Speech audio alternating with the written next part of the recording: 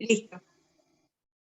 Bueno, buenos días a todos, un placer verlos, estar con ustedes otra vez en este programa del bienestar. Y hoy vamos a charlar un ratito sobre un tema que es bastante confuso, que es la alimentación saludable. Se habla mucho y a veces hay tanta información que uno termina confundiéndose. Entonces, bueno, se me ocurrió hablar de alimentación saludable para poder aclarar ciertos temas y después ustedes pueden hacer todas las preguntas que quieran en la segunda parte. Vamos a compartir pantalla.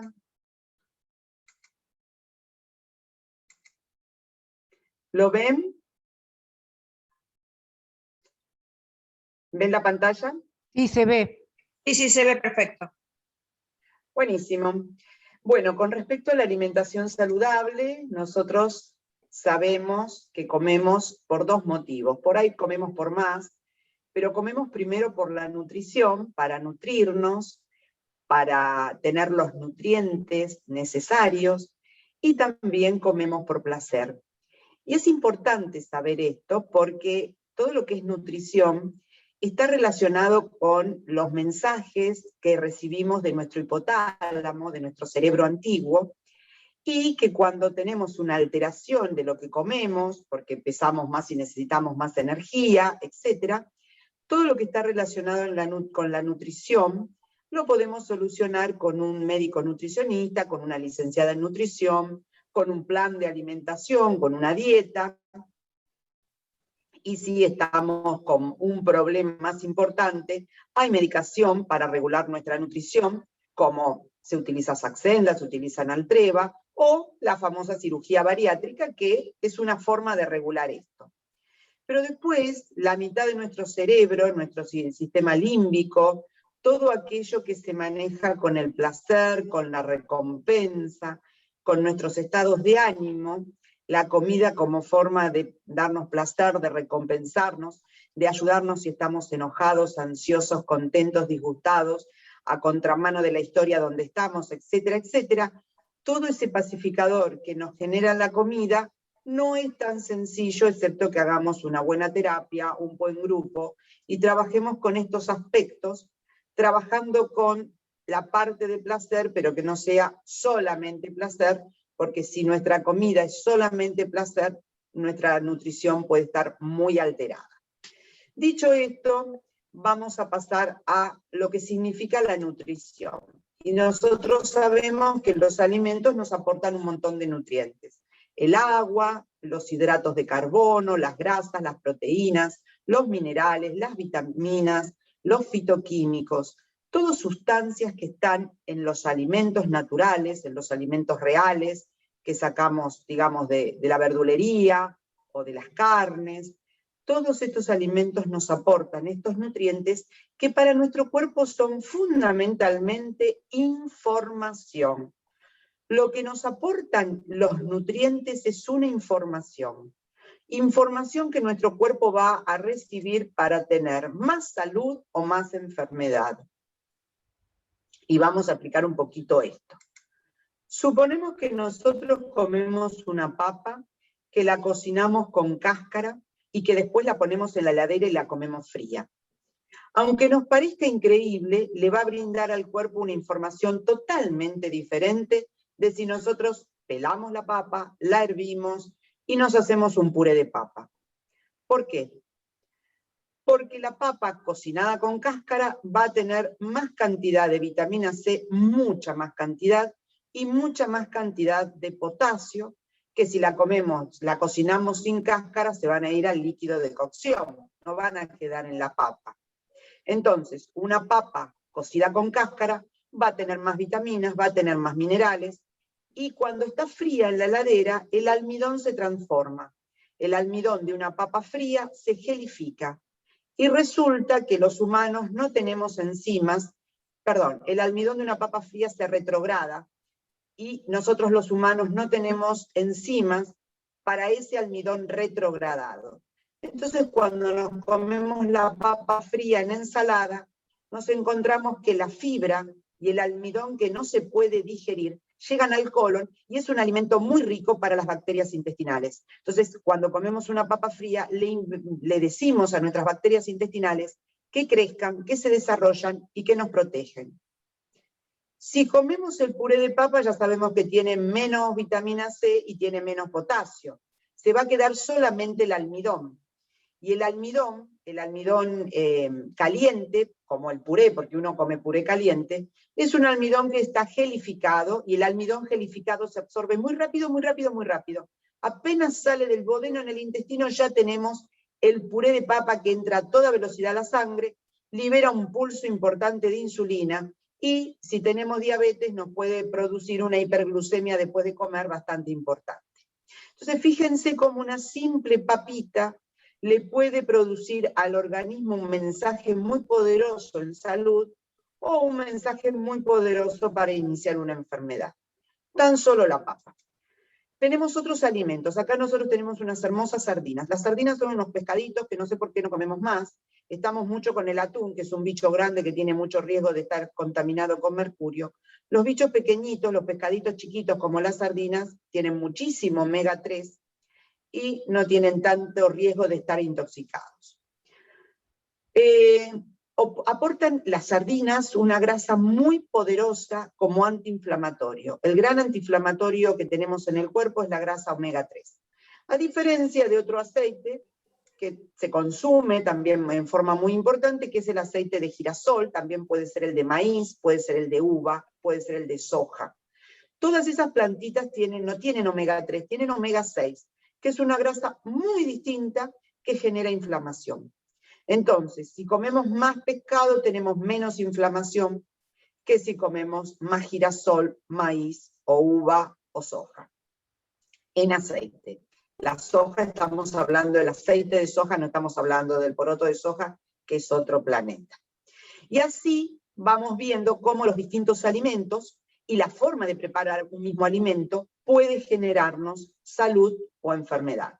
Y esa es la información que nos brindan los alimentos.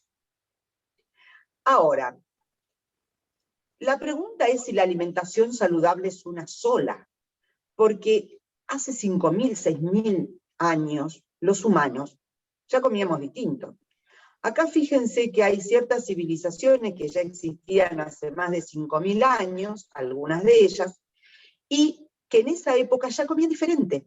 Por ejemplo, en China se consumía arroz y no había productos lácteos. En la zona del Tigris y del Éufrates, de donde nacemos los indoeuropeos, los que tenemos ascendencia europea, se consumía leche, se consumía lácteos y se consumía trigo. En el medio de África había tribus que solo comían carnes y otras tribus que comían, por ejemplo, sorgo, que es un cereal que se da en el África. En nuestra América Latina, todos los individuos, todas las poblaciones originarias de América Latina comían verduras. Por ejemplo, los mayas, los aztecas consumían distintos tipos de choclos, el maíz, el chocolate, el tomate, la papa son originarios de ellos, y en el altiplano los incas comían papa, quinoa, miles de formas de papas que se originaban en esa zona. Y allí en Celestito tenemos una población muy especial, que son los inuit, que son los originarios de Groenlandia, que solo comían pescado. Solo comían pescado, y cuando querían comer algún alimento, digamos, fermentado, a una foca la cortaban al medio, la mataban, la cortaban al medio, le agregaban aves, dejaban que las aves se pudrieran. Esa carne fermentada era la golosina fermentada que comían los inuit. Entonces, nada, hace muchos miles de años que los humanos comemos distinto. Por lo tanto, uno tendría que pensar si la alimentación saludable es una sola, y esto vamos a discutir en esta mañana. Entonces, esta disponibilidad distinta de alimento impactó sobre nuestras costumbres, sobre nuestros gustos y también sobre nuestros genes. Ya está muy estudiado que, por ejemplo, las poblaciones de Asia que no tomaban lácteos, que no consumen ningún lácteo, no tienen el gen de la lactasa. En realidad, nuestros genes nos codifican para distintas proteínas. La lactasa es una enzima que nosotros tenemos en el intestino y que esta enzima lo que hace es degradar la lactosa, que es el azúcar de la leche. La leche y el yogur tienen lactosa. La lactosa está formada por glucosa y por galactosa, que son dos azúcares más primarios, y cuando llega leche o yogur al intestino, la lactasa sale, degrada la lactosa, y nosotros después podemos consumir perfectamente la glucosa y la galactosa de esa lactosa originaria. Claro, si nosotros nunca hemos, en los últimos 5.000 años, nuestros ancestros no tomaban leche ni yogur, nuestros genes dijeron, bueno, ¿para qué vamos a hacer lactasa si no entra lactosa? Y entonces, parece un juego de palabras, se dejó de hacer el gen de la lactasa, y hay una población muy importante, más del 60% de la población asiática no tiene lactasa, por lo tanto, cuando toma leche o yogur tiene una gigantesca intolerancia. Como ahora los humanos estamos todos interconectados, tenemos miles de redes que nos conectan y consumimos los alimentos de todo el mundo, bueno, cuando la gente de origen asiático se ha mezclado con personas que, por ejemplo, indoeuropeos que tenían genes, puede ser que sus hijos tengan genes para la lactasa, el gen para la lactasa o no. Y por eso se cree que más del 35-40% de la población mundial en estos momentos no tiene el gen de la lactasa y por lo tanto tiene la intolerancia a la lactosa, toma leche o yogur y tiene grandes molestias digestivas.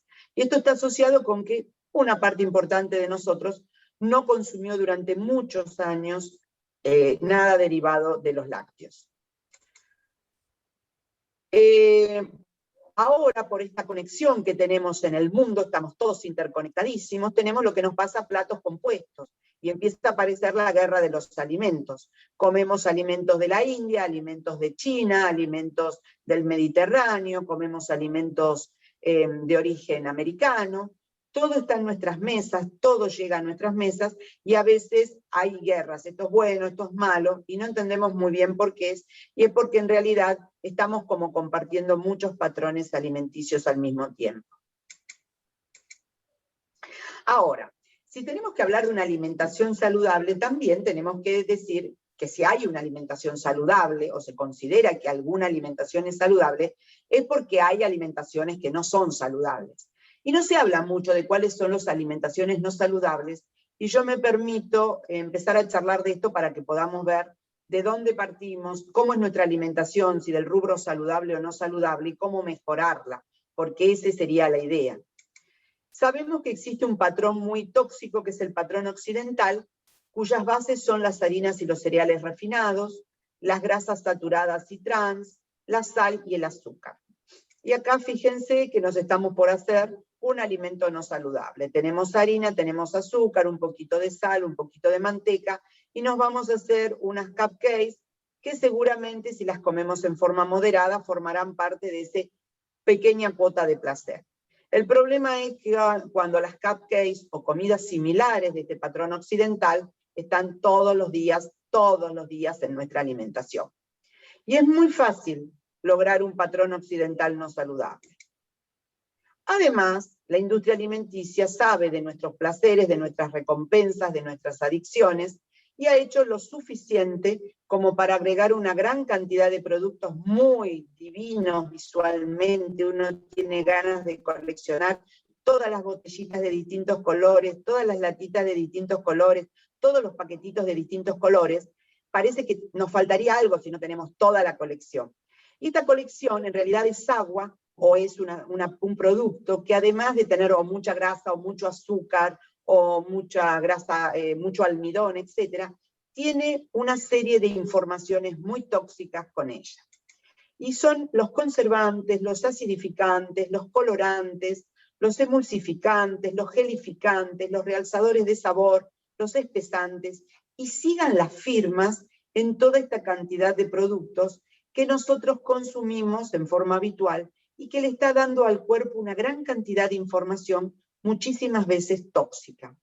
Vamos a poner ahora unas etiquetas negras que van a decir tiene mucha grasa, tiene mucho azúcar. No sé si se va a poner tiene mucho conservante, acidificante y colorante. Muchos de ellos son tóxicos o que generan información al cuerpo, por ejemplo, elevando la insulina. Yo hace 33 años que hago diabetes, que soy diabetóloga, y en aquella época, hace 30 y pico de años, no teníamos la gigantesca lista de resistencias a la insulina que tenemos ahora. Y está muy asociado en que muchas de estas sustancias, propionato de calcio, glutamato monosódico, monohidriglicéridos, etcétera, etcétera, como los edulcorantes, generan elevación de la insulina. Entonces, uno los consume y la información es: estoy comiendo azúcar o estoy comiendo algo que me hace que mis hormonas se modifiquen. Así que por eso los ultraprocesados son alimentos a tener muy a lo lejos, muy fuera de nuestra vista. Por más que son muy tentadores, tienen unos colores divinos, hay que tener en cuenta, por ejemplo, la gente puede decir: uy, vamos a tomar un jugo de naranja, y en vez de agarrar 3 naranjas y hacer el jugo, abre la latita y se toma el juguito de naranja. Ese juguito de naranja tiene una información muy diferente de las 3 pobres naranjas con las que deberíamos hacer todos los días el jugo. Con lo cual, tenemos que tener en cuenta también lo que nos está dando la industria, que nos da también una cuota de adicción, porque sube la insulina y quiero más, y quiero más, y quiero más.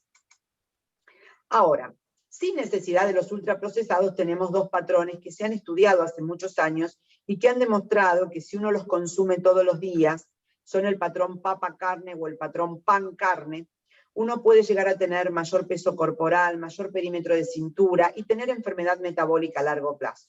Porque lo comamos un día no nos va a pasar, pero si toda nuestra alimentación está basada en estos patrones, estamos en un problema. ¿Cómo podemos darnos cuenta? Bueno, si nuestros menúes son así, en el día 1 comemos milanesas con puré, fíjense, acá tenemos papa, pan y carne, todo completito. Y a la noche unas empanaditas. La masa es igual que la papa o igual que el pan. Carne al horno con papas y batatas, tarta de jamón y queso, estamos en el mismo grupo. Arroz con pollo, pescado a la romana con fritas, volvemos a comer papa, pan y carne. Fideos con boloñesa y carré de cerdo con puré de batatas.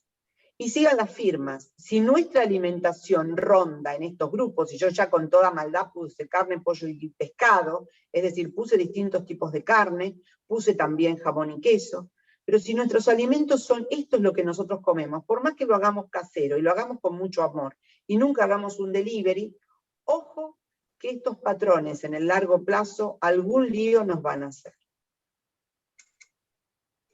Además, si no queremos hacerlo, digamos, por nuestra alimentación, tenemos que tener en cuenta que lamentablemente la carne y la papa empiezan a ser alimentos no sustentables para el planeta. Y si bien esta charla no es de sustentabilidad planetaria, hay que empezar a pensar que la carne, todas las carnes y la papa, le cuesta mucho su producción a nuestro planeta.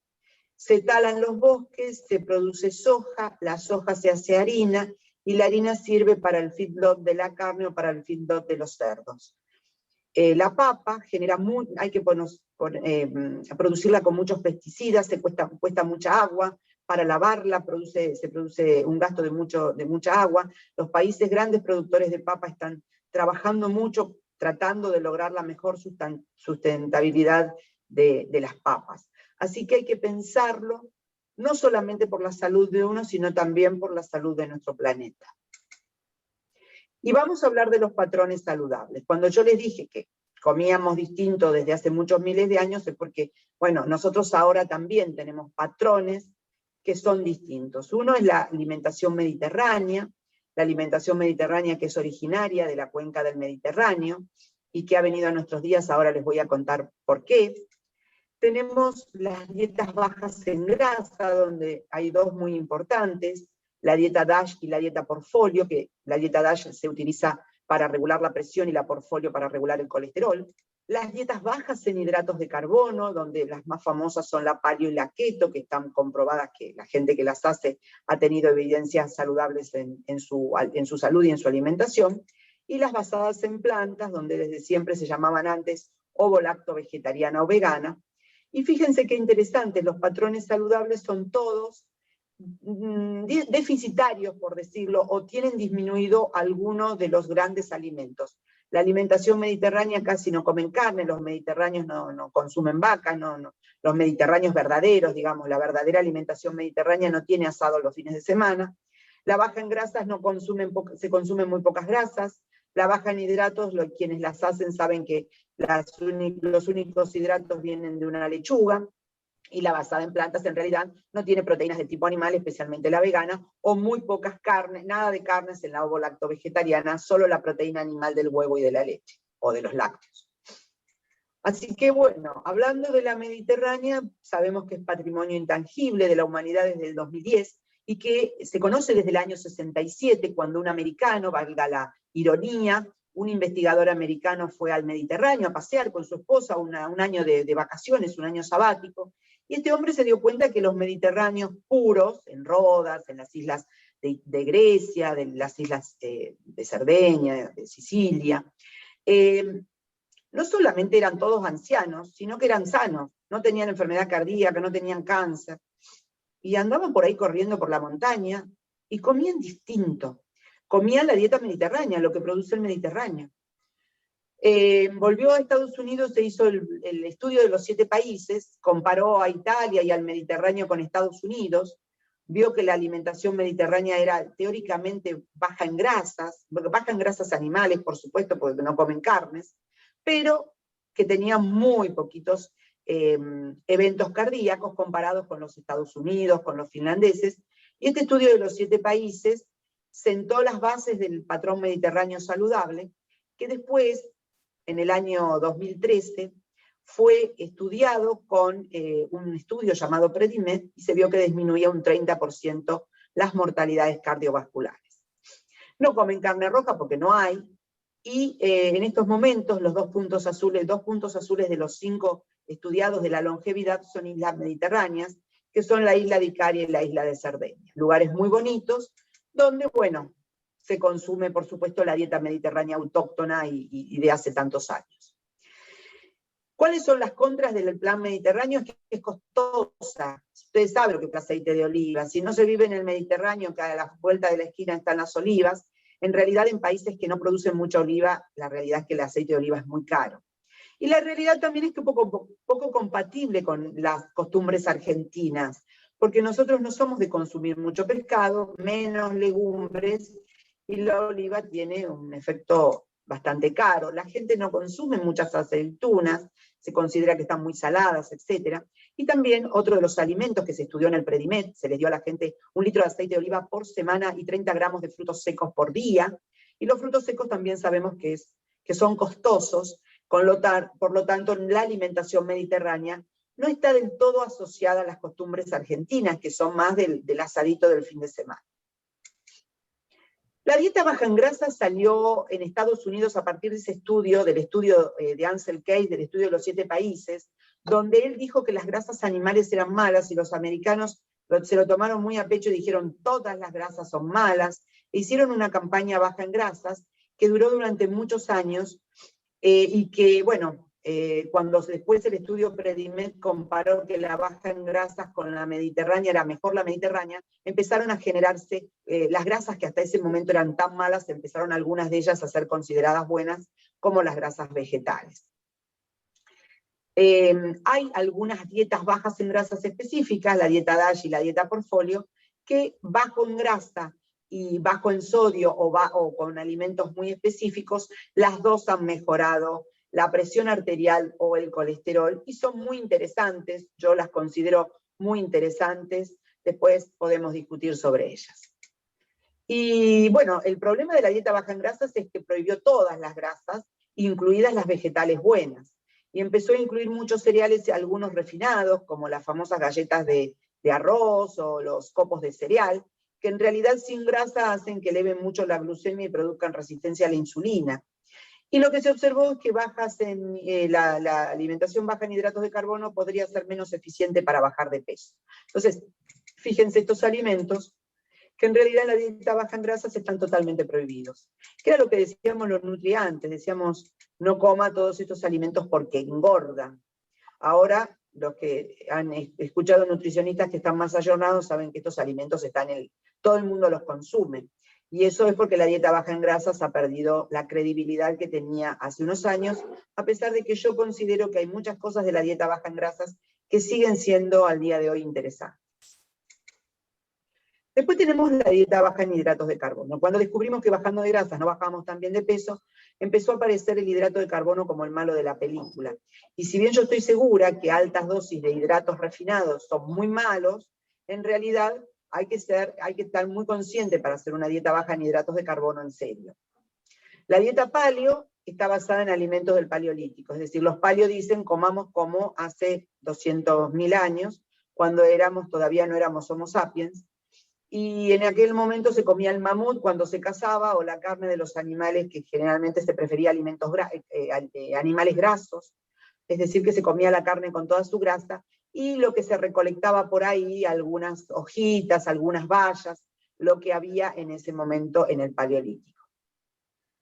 La dieta keto es una variante más especializada, la dieta cetogénica apareció en el año 1920, y la dieta surgió para disminuir las arritmias cerebrales en personas con epilepsia refractaria al tratamiento, especialmente en chicos. Se los internaba en el año 1920, se les daba a comer manteca, los chicos comían manteca, entraban en cetosis, hacían la cetosis de ayuno, favorecida por la manteca, y se disminuían las convulsiones, disminuía su epilepsia, mejoraba, y se los tenía en cetosis, cuando volvían a tener hambre se les volvía a dar manteca, y esa era la dieta, que por supuesto después se fue mejorando. En estos momentos, personas que necesitan por arritmias o por epilepsias refractarias o por cánceres de cerebro irresecables utilizan harinas específicas que da la industria, con una alta proporción de grasa, muy pero muy bajo en hidratos de carbono. Con los años se vio que la dieta keto, con muchísima cantidad de grasa, hace más o menos 5 o 6 años, se estudió en las ratitas. Las ratitas, por supuesto, comen lo que les dan los investigadores. Entonces, bueno, lo que se vio es que la ratita, que comía solo grasa específicamente, disminuía muchísimo su morbimortalidad. Y como los que estaban investigando con las ratitas no eran nutricionistas, sino que eran gerontólogos especializados en longevidad, estaban preocupados por la longevidad de sus pacientes, esto ocurre en California fundamentalmente, los gerontólogos de esas universidades, bueno, hicieron muy popular la dieta keto, donde a las ratitas les va muy bien, y a muchísima gente que la practica a largo plazo también le va bien. Son efectivas y saludables si se las adopta en forma definitiva, suprimen el almidón resistente y la fibra necesaria para las bacterias intestinales. Esto es algo que uno lo mira con cierta precaución. Son peligrosas si se las abandona y se regresa al consumo de hidratos indiscriminado. Son difíciles de mantenerse socialmente porque, bueno, no hay pizza con los amigos, pero hay gente que hace masas de pizza keto y comparte con los amigos. Son caras por los alimentos que consumen. En principio, cuando uno entra en cetosis muy rápido, consume muy poca cantidad de calorías, y el comer muy pocos hidratos a uno lo hace entrar en cetosis y quemar grasas en forma mucho más rápida. Para que ustedes...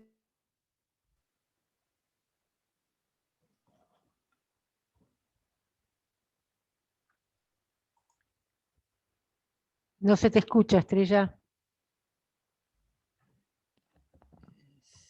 Estrella, se te dejó de escuchar.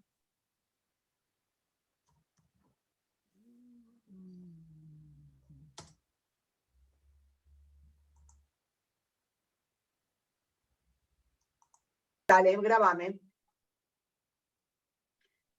Grabando. Las basadas en plantas son aquellas ovo-lacto vegetarianas o veganas, y comparados con las personas que consumen proteínas, las que tienen la alimentación con más cantidad de plantas, tienen menos riesgo de enfermedad metabólica, renal, cardiovascular y de cáncer. Dejan menor huella de carbono y es más amable con el medio ambiente. Y esta alimentación basada en plantas está muy estudiada en una zona azul, de las que ahora vamos a hablar, en Loma Linda, en California. Las personas veganas, está estudiado que viven entre 8 y 10 años más que las que consumen carne, también estudiado en Loma Linda. La dificultad de realizar la alimentación en el ámbito social es uno de los contras de esta alimentación. Hay mucho miedo por el desconocimiento nutricional y hay que hacer una ingesta crónica de vitamina B12, especialmente en los planes que están solamente basados en plantas. Pero, bueno, la gente que hace solamente esos planes consume en forma semanal un comprimido de vitamina B12. ¿Cuál sería de estos patrones saludables el más aconsejable para adelgazar? Bueno, ¿qué quieren que les diga? Está estudiado en hombres y mujeres, y fíjense ustedes que una dieta baja en hidratos de carbono es mucho más poderosa para bajar de peso en los hombres que en las mujeres. Lo naranja y los celestes son las mujeres, donde se ha, digamos, comparado una dieta baja en hidratos versus una baja en grasas, y el descenso del peso corporal, la masa grasa, la masa troncal, es bastante parecida. Mientras que en los hombres es mucho más eficiente un descenso de los hidratos de carbono que de las grasas para el descenso de peso. Es bastante interesante porque pareciera ser que no es lo mismo ser hombre que mujer con respecto al patrón alimenticio. Y es probable que también sea diferente según nuestros genes, de los que vamos a charlar en el encuentro que viene. Ahora, este es un estudio maravilloso que muestra la importancia no solo de las 3 dietas, sino de qué pasa con las 3 dietas a largo plazo. Este estudio se hizo durante 2 años en hombres, que se les clasificó a 3 tipos distintos de dieta. La roja es la baja en grasas, la amarilla es la mediterránea y la azul es la baja en hidratos de carbono. Los primeros meses solo se les daba 20 gramos de hidratos de carbono, es decir, una lechuga, un poquito de tomate, nada más, y el resto solamente proteínas. Y vean que al inicio, los primeros meses, las personas que más bajaban eran las que bajaban con muy poca cantidad de hidratos de carbono. Pero después se les dio un poquito más, unos 100 gramos de hidratos de carbono, un poco más de verdura, alguna fruta, y fíjense que en el mantenimiento estaban muy parecidos a la dieta mediterránea y un poquito mejor que la dieta baja en grasas, pero todos mantenían el peso. A partir de los 6 meses todos entraban en mantenimiento y todos mantenían el peso a los 2 años. ¿Y saben por qué? No es porque una alimentación fuera mejor que otra, sino porque estos eran señores que vivían en Israel y que trabajaban en un reactor nuclear. Y que la dieta se la daban en el reactor nuclear, se la mandaba la nutricionista del reactor que estaba haciendo el estudio, y la persona comía lo que le daban. Entonces, cuando hay mucha adherencia a alguno de los patrones, todos los patrones funcionan para bajar y para mantenerse en el peso. La adherencia a uno de los patrones es la clave fundamental para que cualquiera de los patrones sea exitoso. Si yo hoy saco las harinas, mañana saco las carnes, pasado agrego verduras, luego pongo papas y pasado vuelvo a comer milanesa, realmente estoy haciendo un lío y entonces subo, bajo. Permanecer en un determinado patrón, si yo lo quiero, lo deseo, lo necesito, es la clave del éxito. Siempre comer en el patrón que yo elija o que a mí me haya determinado el nutricionista que yo haya ido a ver, es la clave y acá está absolutamente demostrado. Cuando la comida te la dan, en el estudio vos bajás y mantenés durante 2 años. Pero si salto de uno para el otro, la circunstancia no es tan fácil. Esto para el peso, que a todos nos preocupa, pero también qué sabemos en salud y longevidad.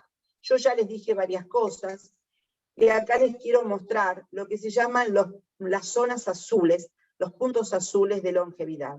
Hay 5 lugares, hay más, después les voy a mostrar, pero hay 5 muy estudiados, que son las zonas azules. 3 son islas, que son la isla de Okinawa en Japón, la isla de Icaria en Grecia, que ya la nombramos, y la isla de Cerdeña en Italia, una península, la península de Nicosia en Costa Rica, y una isla en el medio de California, que no es una isla, sino es una ciudad que se llama Loma Linda. Estos 5 lugares comparten que la gente llega sana y salva a los 90, 100 años, y aquí se encuentran los mayores de 90, 100 años en un porcentaje altísimo de la población. Llegar a los 100 años es un trámite, y pasarlos con salud no pasa nada. Muy bajo índice de enfermedad cardíaca, casi no tienen, y muy bajo índice de cáncer de todo tipo. Entonces, bueno, la gente ha empezado, los grandes estudiadores, los grandes gerontólogos y estudiosos de la longevidad, que están todos en California, después vamos a hablar específicamente de lo que pasa aquí, son aquellos que están estudiando el ayuno intermitente, el ayuno en días alternos, la dieta keto, todas estas salieron de investigaciones en esta zona, en California, porque aquí vive gente que vive muchos años, pero los de Estados Unidos, excepto los de Loma Linda, no viven tan sanos. Por eso todas las investigaciones. Estos otros de las islas y de esta península tienen varias cosas en común. Primero, viven en islas, en general, por lo tanto viven bastante alejados del resto. Tienen un motivo por el que vivir, eso es lo que dicen, está muy estudiado en Japón, el motivo por el que yo me levanto todas las mañanas. Tiene muy incluida la comensalidad, comer en familia, comer con amigos, comer con los hijos, con los padres. Se ayudan mucho, viven en lugares maravillosos. ¿Y qué comen? Esa es la pregunta. Todos son islas distintas, unos son japoneses, otros son griegos, otros son americanos, digamos, sudamericanos. Todos consumen un 70, un 80, un 90% de plantas. Algo de pescado, especialmente los que están en islas, nueces y semillas forman dentro de las plantas, y consumen las verduras y las frutas de estación. Y lo que comen los 5 lugares son legumbres. Las legumbres de soja, el poroto de soja en Okinawa, y otros tipos de legumbres que se consumen en el Mediterráneo, y las legumbres que se consumen del lado americano. Es decir, que la alimentación basada en un 70% de plantas, nosotros siempre decimos por lo menos el 70% del plato que sea de origen vegetal. Y yo agregué dos valles, el valle de Vilcabamba, al sur de Ecuador, y el valle de los Hunzas son 30.000 personas. Si los quieren googlear van a ver que tienen ojos verdes y azules, son rubios, y están en un valle en Pakistán. ¿Qué comen en Vilcabamba y qué comen en los Hunzas? También comen casi un 80% de plantas. Los Hunzas son muy estudiados porque consumen muchos damascos. Es impresionante, la base de su alimentación casi son los damascos. Los guardan y los comen secos en el invierno, los cultivan en el verano. Se sabe que la semilla del damasco tiene algunas propiedades como la vitamina B17, que es alucinante en cuanto a salud. Y en Vilcabamba también se consume quinoa, papitas, muchas verduras. Así que estas zonas de longevos nos marcan un camino a la solidaridad, un camino a la comensalidad, un camino a una alimentación cuyo plato tenga por lo menos, empecemos con un 50%, tratemos de llegar al 60%, y si podemos en el 70% estamos más que bien. Y yo les hablé de lo que no es una isla, ni es un valle, sino que es la ciudad de Loma Linda, en California. En Loma Linda viven los adventistas, que es un grupo de gente religiosa donde uno de los temas religiosos es cuidar el cuerpo. Por lo tanto, se sugiere no comer carne. Y los adventistas, una mitad lo hace caso y la otra mitad come carne. Hay un 2% que toman alcohol, un 2% que fuma.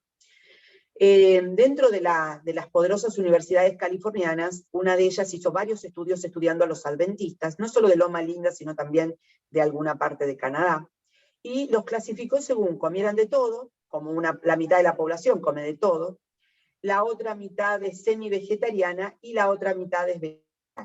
Y se observó con respecto a los colesteroles, a los triglicéridos, a la glucemia y a la presión, y también al peso corporal, que aquellos que eran más vegetarianos tenían muchos menores valores de colesterol, menores valores de presión, menores valores de glucemia, menores valores de peso, que aquellos que comían de todo. Por lo tanto, Loma Linda y la población de Loma parecido a las que yo les he mostrado, o a los valles que yo les he mostrado, que están muy estudiados, porque bueno, hay ciencia dura que los han tomado de conejillas de India, súper interesantes. ¿Y por dónde se juega la salud y la enfermedad? Ya les he contado la vez pasada que la salud y la enfermedad en el colon. Ya tenemos un eje intestino piel, un eje intestino-hígado, un eje intestino-cerebro, un eje intestino-corazón. Y ustedes ya hablamos de los probióticos, es decir, de los bichitos saludables.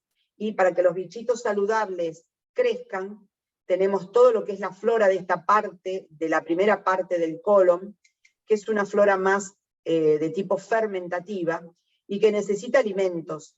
Los alimentos son la fibra, presentes en las verduras, presentes en las frutas, el almidón resistente, como yo les mostré la experiencia de papa fría, alimentar a nuestras bacterias. Los fructoligosaccáridos es el nombre técnico y difícil de las legumbres. Tienen almidón, tienen fructooligosacáridos, que son el combustible, la comidita de toda la flora fermentativa. Esta flora fermentativa genera unos ácidos grasos de cadena corta que van al hígado, que van al cerebro, que van al corazón, y que van a la piel, y que lo alimentan de manera más que interesante. De este lado tenemos la flora proteolítica o la flora putrefactiva, que está más presente en carnes, quesos y fiambres, y que lamentablemente en altas ingestas, no si comemos un pedacito de carne, pero en ingestas muy importantes de carnes, quesos y fiambres, nos encontramos no una feta de queso, no una feta de jamón, sino consumos realmente importantes, donde predomina esta flora putrefactiva, tenemos hasta más riesgo de cáncer de colon. Eso ya está estudiado. Las enfermedades actuales, cardiovasculares, cáncer, diabetes, EPOC, hipertensión, ACV y enfermedad renal crónica, que son nuestros natural killer en estos momentos, los asesinos que tenemos, se pueden prevenir hasta un 80% realizando ejercicio diario y cuidando la alimentación. Esos ejercicios que les muestra Fer de 10 minutos, 3 veces por día, son maravillosos. Levantarnos de la silla, hacer una caminata, y cuidar la alimentación con todas las informaciones que ustedes tienen para cuidar su alimentación. Estrategias: gestionar la comida, gestionar la cocina, es decir, cocinar, organizar las compras, ir al supermercado con ojos en la nuca, con ojos adelante, con ojos en el corazón, con ojos en el colon, es decir, ojo con la compra en el supermercado, no traigamos alimentos complicados a casa, nos vamos a tentar. Planificar los menús y hacer las compras, priorizar las 4 comidas, priorizar la comensalidad con familiares, con amigos, priorizar sentarnos y comer tranquilos, como siempre explicamos, compartir recetas y hacer grupos o talleres de formación. Las píldoras del futuro son comer más sano, movernos más, dormir mejor, amar más y estresarnos menos.